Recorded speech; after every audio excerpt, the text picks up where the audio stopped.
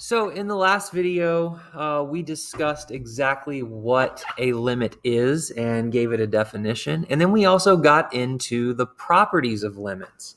So the big takeaway from the definition of a limit was that a limit really only talks about what y value a function is approaching, not necessarily at some given x value, but very, very close to it.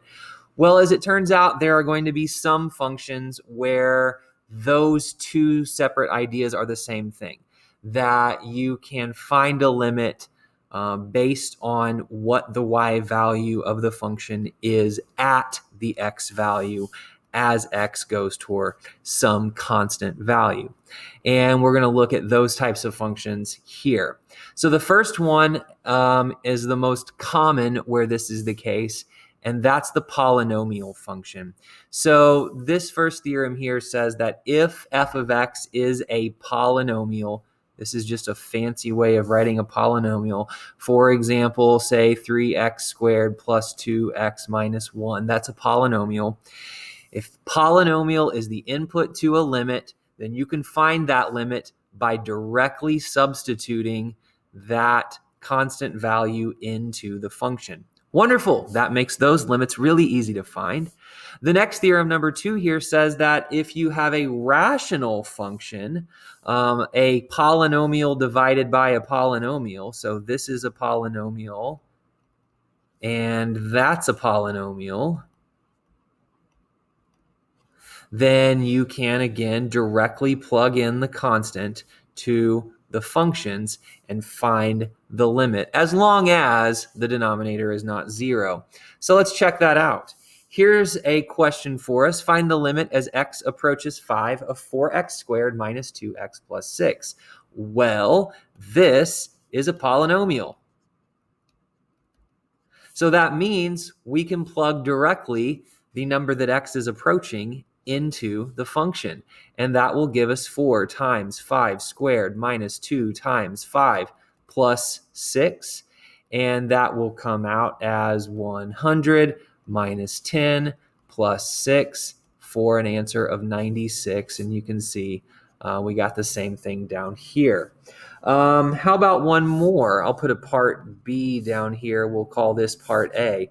What if I asked for the limit as x approaches 2 of, say, x squared plus 2x plus 4 over x plus 2? Well, this is a rational function, and a rational function has a polynomial on top and a polynomial on bottom. And the previous theorem said we can find this limit by what I refer to as direct substitution.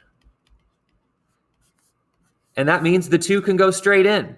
So that's 2 squared plus 2 times 2 plus 4 over 2 plus 2. So that's 4 plus 4 plus 4. That gives us 12 on top. On bottom, that's a 4. This limit is 3.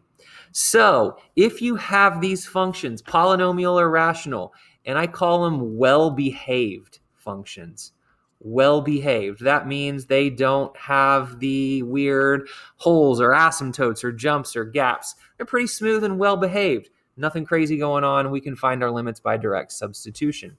But as it turns out, there are more functions where we can do the same thing. Lots of trigonometric functions, exponential functions, logarithmic functions, and composites of any of those functions together. Remember, when we say composite, we mean f of g of x type of functions. So here are a few more. Find the limit as x approaches 0 of 1 plus the sine of x over cosine x. Now, what happens when we take a look at the graph? Let's find this limit graphically.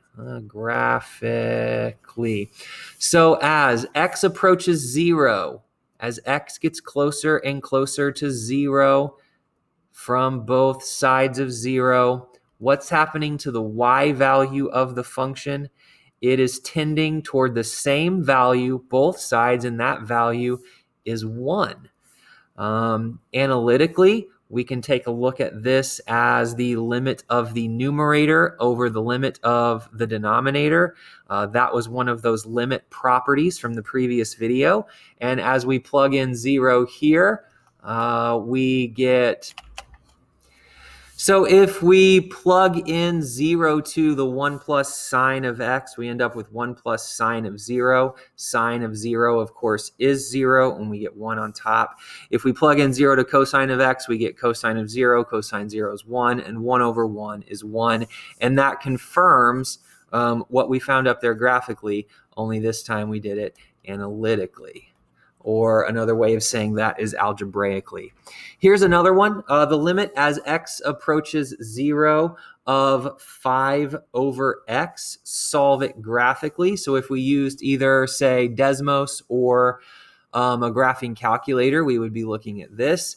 As x approaches 0, we're going closer and closer and closer to 0 on the x. Well, the y value seems to decrease exponentially on the left side of 0 and increase exponentially or grow without bound on the right side.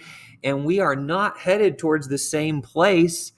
In fact, neither side is actually headed towards any place other than, say, infinity or negative infinity. And that suggests to us then that this limit does not exist. I like to abbreviate that DNE. So we've got to be headed to a value, and it's got to be from both sides same value. All right, well, if we tried to confirm that analytically, again, we're going to end up with a 5 over 0. That's undefined, and that's another clue that this limit does not exist. All right, I will see you in another video.